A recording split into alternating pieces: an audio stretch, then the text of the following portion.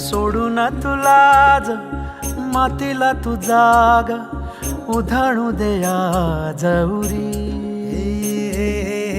उजाडू दे आज साकड हे माग होऊ दे पहाट नवी. आता होऊन जाऊ दे साऱ्या जगाला पाहू दे पडू दे पाऊल पुढं. जरी काट पाया खाली लाकड्याला येऊ दे पडू दे पाऊल पुढं. मोठी लढाई र लढू मातीसाठी र गड्या मनगटाच जोर लावून.